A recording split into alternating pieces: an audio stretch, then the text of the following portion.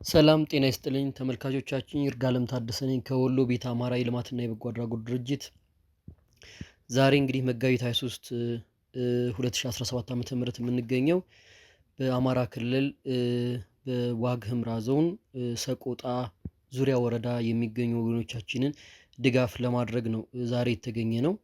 ይህንንም ድጋፍ እንድናደርግ ትልቁን አስተዋጽኦ ያደረጉት በውጭ የሚገኙ ኢትዮጵያውያን ወሎ መረዳጃ ማህበር እና የቤተ አማራ ወሎ ዓለም አቀፍ ማህበር ሁለቱ በጋራ ባሰባሰቡት ወደ 1.4 ሚሊዮን ብር ወይም ደግሞ የወሎ መረዳጃ ማህበር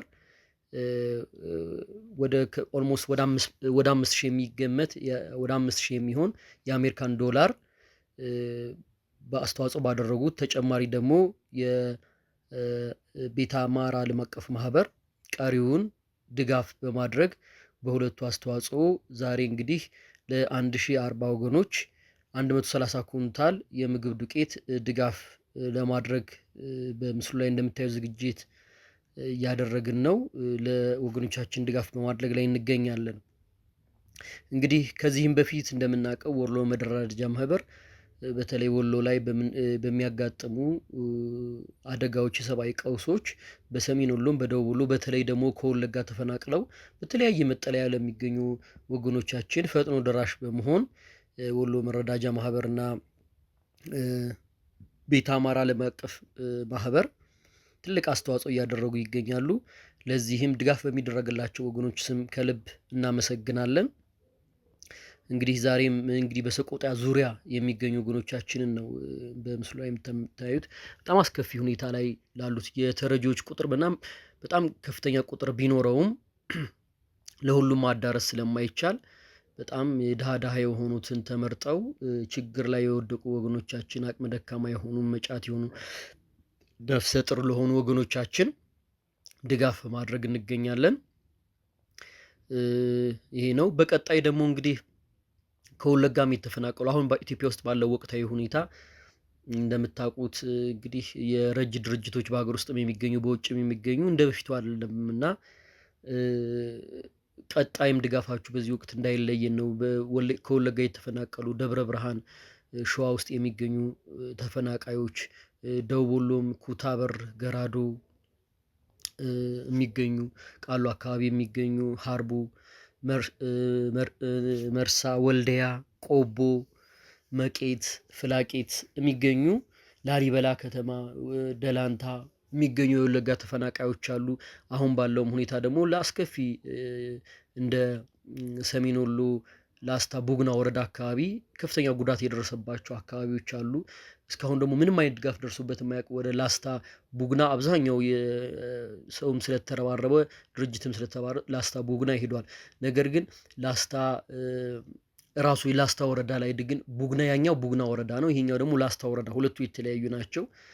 ከላሊበላ ቅርብ ርቀት የሚገኘው ብልባላ ጊዮርጊስ የሚባል ቦታ አካባቢ ላይ ለከፋ ችግር የተጋለጡ ወገኖቻችን አሉ። በቅርብ ቀን የጣለው ለረዥም ጊዜ ደረቃማ የሆነ ነበርና አሁን በቅርብ ቀን ደግሞ የጣለው ዝናብ በጣም አስከፊ የሆነ በረዶ በመጣሉ ምክንያት ለከፋ ችግር የተጋለጡ ወገኖቻችን ከላሊበላ የ1 ሰዓት ተኩል መንገድ የሚገው ብልባላ ጊዮርጊስ የሚባል አካባቢ ላስታ ወረዳ ላይ ለከፍተኛ ችግር የተጋለጡ ወገኖቻችን አሉና እነሱንም በዚህ አጋጣሚ ድጋፍ እንድታደርጉ ጥሪ እናቀርባለን።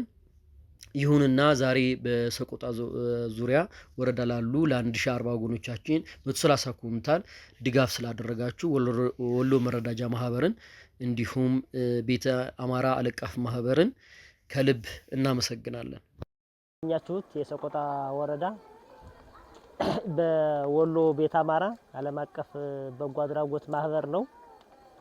ይህንን በሰቆጣ ወረዳ ላይ ከፍተኛ የሆነ የጎርፍና ከፍተኛ የሆነ በዝናቡ ምክንያት እንደምታውቁት በወረዳችን በርካታ የሰው ኃይል በችግር ውስጥ ነው ያለው። ከሴፍትኔትና ከተለያዩ ድጋፍ ከሚደረግላቸው የማህበረሰብ ክፍሎች ውጭ የሆነ ወደ 49700 የሚሆን ህዝብ በከፍተኛ የሆነ የረሃብ እና የድጋፍ የሚጠይቅ ማህበረሰብ ነው ያለው። ይህንን የወረዳችንን ከፍተኛ የሆነ የህዝብ ቁጥር እስከዚህ ሰዓት ድረስ በእንደዚህ አይነት መልክ ድጋፍ የሚያደርግልን በጎ አድራጎት ድርጅት ማግኘት አልቻልንም። በዚህ አመት የመጀመሪያችን ነው የሚሆነው።